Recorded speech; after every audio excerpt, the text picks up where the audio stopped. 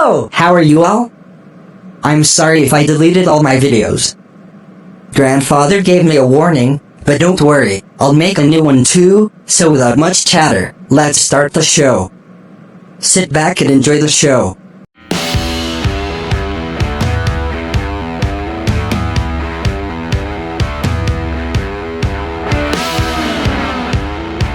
It was 9 o'clock at night at the male dormitory building in the university campus. Gerald, please go down to dormitory 101 on the first floor and bring my laptop up for me. By the way, please get me a bottle of mineral water from the supermarket downstairs too. The blonde-haired student turned around before he dropped another $3 on the floor and $2 for the bottled mineral water and another $1 for running the errand for him. Hey, Blondie. Why are the people in your dormitory always asking Gerald to run errands for you?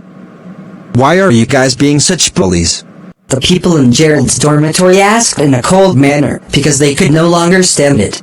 Ha ha ha. Gerald lives in your dormitory and you don't understand him yet? If you give him $1, he'd even eat shit if you asked him to. Blondie replied sarcastically. He laughed before he left the dormitory. Gerald's face flushed red with embarrassment as he turned a deaf ear to what the guy with blonde hair said. After that, he bent down to pick up the few dollars in the ground before he thought to himself, Gerald, don't go. If you don't have enough money, we'll lend you some and you won't even need to pay us back. The head of the dormitory could not stop himself from sympathizing with Gerald. Gerald shook his head before he smiled and said, Thanks, but it's okay. After speaking, Gerald turned around to walk out of the dormitory. At this time, all the boys looked at Gerald's back as they shook their heads in pity.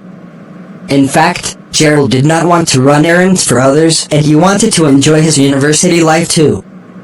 It would be great if he could just continue studying in university without having to worry about anything. However, he was really very poor. Although the other boys in his dormitory treated him very well, he did not want them to pity him. Otherwise, Gerald was afraid that they would eventually get sick of him. Apart from his dormitory roommates, Gerald had no other friends in university. Gerald, I heard Blondie saying that you were heading downstairs, right? At this time, a very well-dressed boy exited from the dormitory next door. His name was Danny Zanders, and he was the head of Blondie's dormitory. He was every female student's idol because he wasn't only rich, but he was also very handsome. However, he had always looked down on Gerald because he felt that Gerald was an embarrassment. Gerald could not understand why Danny would talk to him.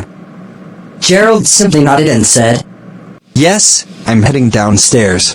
Danny smiled before he passed Gerald a box full of items. One of my friends will be waiting at the East Grove today. Please pass him this box. Here's $10 for you. Danny was a playboy and everyone knew about how he'd often ask different girls to meet up with him at the Grove. Danny also had many friends who would do the same thing. However, Gerald did not think too much about it as he was already used to running errands for others. He simply took the box and the $10 before he walked downstairs. As soon as he turned around, he seemed to hear Danny's faint laughter in the background. Gerald went downstairs to pick up the laptop and buy the bottle of mineral water before he decided to drop the box of items off for Danny. The small grove outside the university was a very famous place for couples to have their secret rendezvous at night. After that, Gerald arrived at the place that Danny had mentioned to him. He could immediately see a man and a woman sitting in the woods, talking and laughing together. However, Gerald was shocked when he saw the man and woman's faces under the moonlight. He was stunned. It was Xavier. Gerald's eyes reddened immediately and the items he was holding fell to the ground. Xavier was Gerald's ex-girlfriend, and it had only been 3 days since they had both broken up. Of course, it was Xavier who wanted to end the relationship. When they were breaking up, Xavier had told him she wanted some time alone to herself. However, it had only been 3 days, and she was already spending time with another man at the Grove. Both of them also noticed Gerald's presence immediately and the expression on their faces changed abruptly. Gerald. Why are you here? You. Don't get me wrong. I'm here with Yuri because Xavier started to panic immediately, feeling very embarrassed at this time. She quickly lowered her head, not knowing how to face Gerald. The boy named Yuri Lowell, who was a second-generation rich kid, glanced at the box of items that Gerald dropped to the ground before he laughed out loud. Damn it. Danny really knows how to make a fool out of people. I asked him to send me this box of items, and I really didn't expect him to send you here to run his errands instead. This is exciting. This is really too exciting. Gerald knew that Yuri, who was a second-generation rich kid, was Danny's close friend. His family owned several restaurants, and he usually drove a BMW 3 Series car to school. Gerald could only clench his fists tightly together after listening to Yuri's words. It turned out that Danny had intentionally done this. Moreover, Gerald believed that Danny actually played a role in his breakup with Xavier. Otherwise, why would Xavier be with Yuri just a few days after their breakup? Xavier, I know that you dislike me, but you don't have to get together with this kind of person after our breakup. Do you know how many girlfriends he has changed before this? Gerald yelled out loud. He loved this girl very much. He really loved her. Xavier felt very anxious and annoyed when she heard Gerald's words. Gerald, who do you think you are? Who gave you the right to teach me how we should be acting and what I should be doing? I've already broken up with you and I can choose to be with whoever I want to be with. Also, Xavier was furious at this time. After that, she stared at Gerald before she said, did you come here to disgust me on purpose? Get lost. After she was done speaking, Xavier stepped forward and gave Gerald a tight slap across his face. Yuri laughed even more heartily at this time. Ha ha ha. Xavier, why are you chasing him away? You should just let him stay and watch us. Xavier blushed immediately. Yuri, I've already lost all interest after seeing this guy over here. Maybe next time. After that, Xavier broke free from Yuri's grasp. Gerald did not know how he walked away from the grove and his mind was completely blank at that moment. Everything came down to money. Gerald was in this state because he had no money. Ha ha ha ha ha ha ha. Ha ha ha ha ha ha ha ha. After returning to his dormitory, Gerald was greeted by the laughter of his classmates in the corridor. Danny was holding his belly as he laughed out loud. He had obviously told all of their classmates about this matter. Ha ha ha. Gerald, what did you see when you were delivering the items earlier? Blondie asked him with a smile on his face. Damn it. Xavier really has the most perfect figure.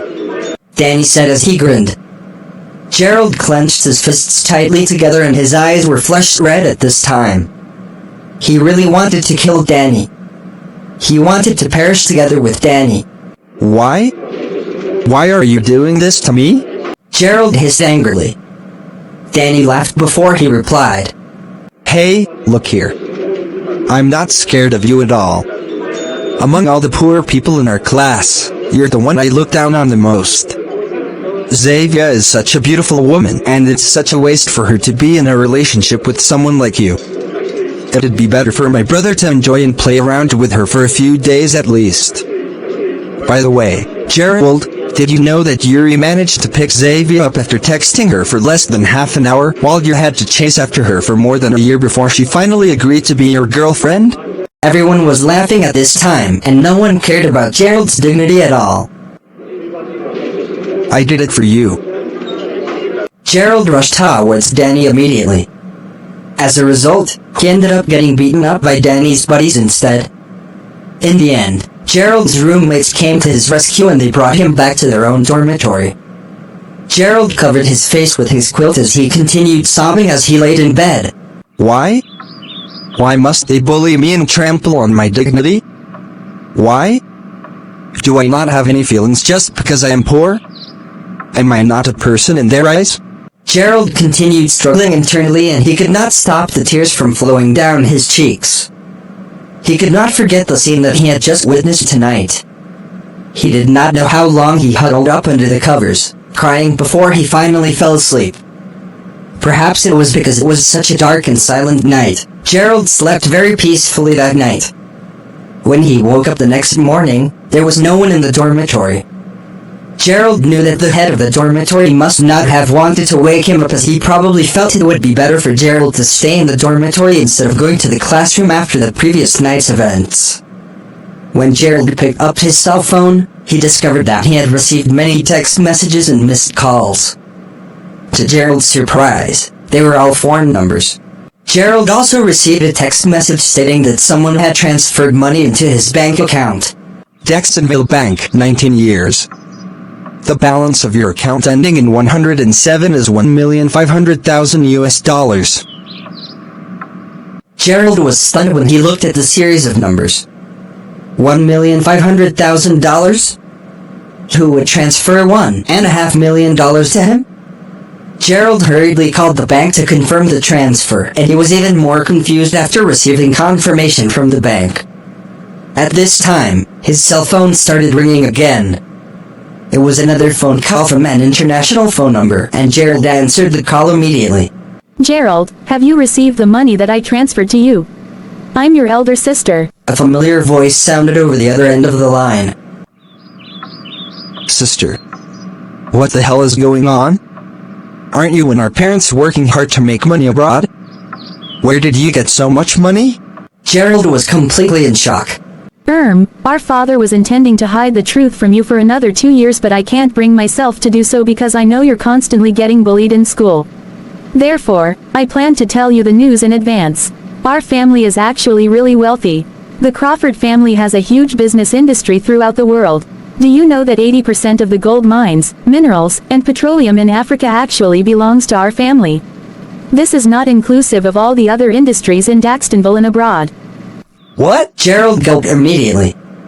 If this $1.5 million wasn't already in his hands, he wouldn't have believed this at all. He really thought that his sister was merely making fun of him. I know you find it really hard to believe me, Gerald, but you have to learn to accept the truth slowly. In the beginning, I was also raised in a poor environment, but after some time, I've gradually gotten familiar with living the lifestyle of a wealthy person. By the way, I've sent something over to you by courier and it should arrive by this morning. You no longer have to worry about money in the future.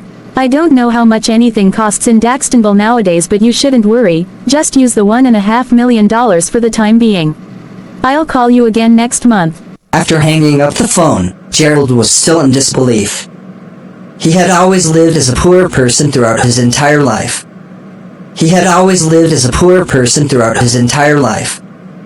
But he was actually a second-generation rich kid.